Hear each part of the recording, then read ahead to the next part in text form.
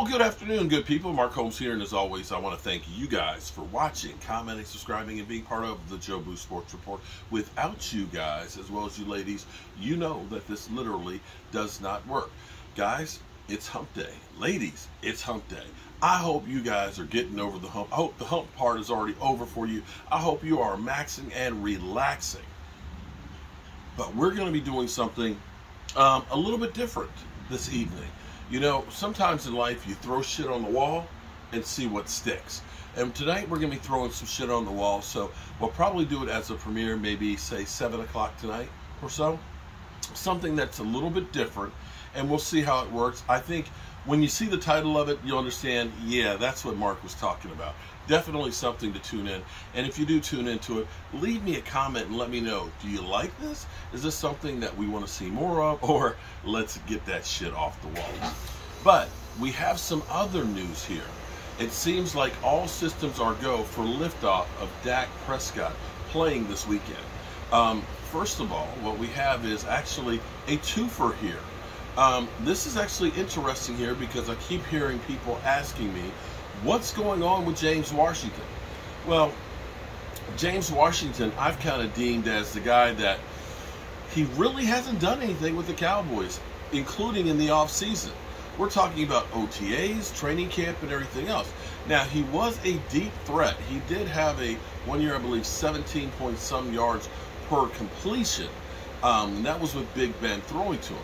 So he is working out. He has been working on the bands, and it turns out that was one of the guys that was actually receiving passes from Dak pre-Eagles game. And he said Dak had a lot of zip on the ball, and that was on Sunday. Well, here it is on Hump Day, Wednesday. Hopefully he's got an even better grip right now. So maybe, just maybe, James Washington is new, will be new to the lineup as well, as in another body that we can throw in against other teams as we go down the stretch. But back to Dak Prescott.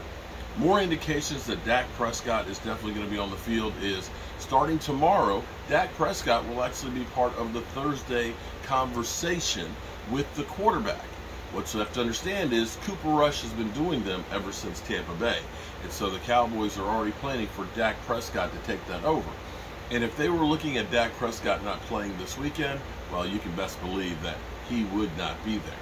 Now, it's my take that the Cowboys are a better team with Dak Prescott. I know that's crazy. I know that's crazy to even think that. You know, with the Dak haters out there, they will point to the Tampa Bay game. But Stephen Jones pointed out today that this isn't the same team that we played against Tampa Bay. And here's the thing about football. Right now, you're finally beginning to see the teams that start to rise and the ones that really are frauds. Remember, I'm old enough that week 1, when the Detroit Lions went 38-35 against the Eagles and then proceeded to win their next game, that people thought that the Lions were a good team. I'm old enough to remember that week 1, when we lost to Tampa Bay, that Washington, the New York Giants, and the Eagles all won, and Washington fans were literally trolling us and saying, we're not going to be the ones in the basement.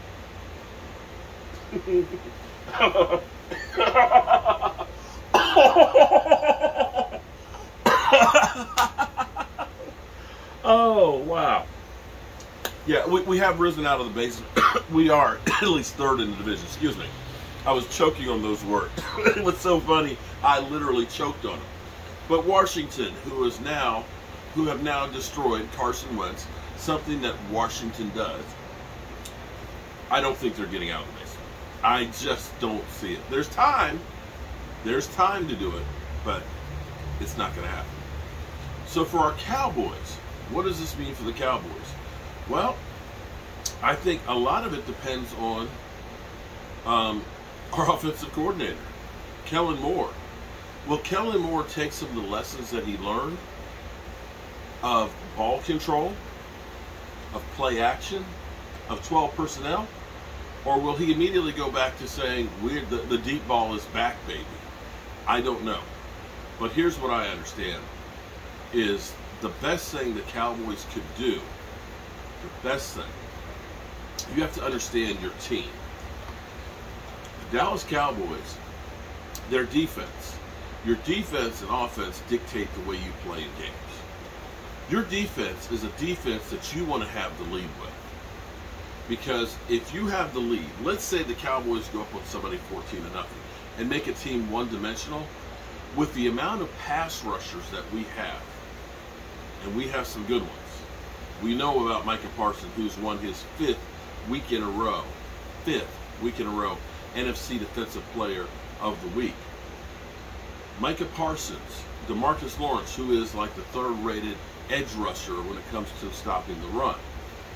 When you start thinking about Osa Ndigazua and Quentin Bohannon and crew, what you would really like to be is up on teams and making those teams have to throw, where that defensive front can basically pin their ears back and go after the quarterback. We haven't been in that situation yet. We have not been in a lead big enough where teams are getting away from running the football. And with Dak Prescott, as we go through against some of these teams, you will begin to see that. And that's the thing that will be great is, if Micah Parsons knows the quarterback has to throw, oh man, that line's going to hunt. And getting Dak Prescott back, Dak Prescott can game manage, and he can go deep. He can do better with RPOs, with bootlegs, moving the pocket around.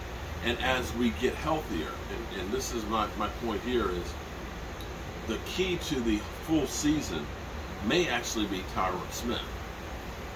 If Tyron Smith can be inserted and comes back fully healthy and can stay healthy, because we know Tyron Smith is usually now only good for a few games. If we could get the Tyron Smith from the beginning of the season last year for the last half of the year and take Tyler Smith and put him at guard, that would be one formidable offensive line. And with Zeke Elliott seeming to be able to catch his stride and doing a lot better than what people had thought, you could be ground and pound. And when teams put 8 men in the box to try and stop you, it's when you go deep to the CDs and the Michael Gallups. And this is diversity on the offense that we couldn't really have with Cooper Rush. I'm excited. I can't wait to see Dak back out on the field. I can't wait to see this offense when they catch their stride. And as we play some of these lesser teams that we get a chance to actually beat up on them, start to see the needle really move on where the Cowboys are, yeah, I think the Cowboys could be a really, really good team going down the stretch. And that's when you want to be playing your best football. So guys, girls, kiddies, look for later on today something new. That shit that's been thrown on the wall. I'm Mark Holmes, and well, I got a meeting at 4 o'clock that I got to go handle. So I'm going to go take care of that, and then I'm going to work on that new project for you guys. Peace!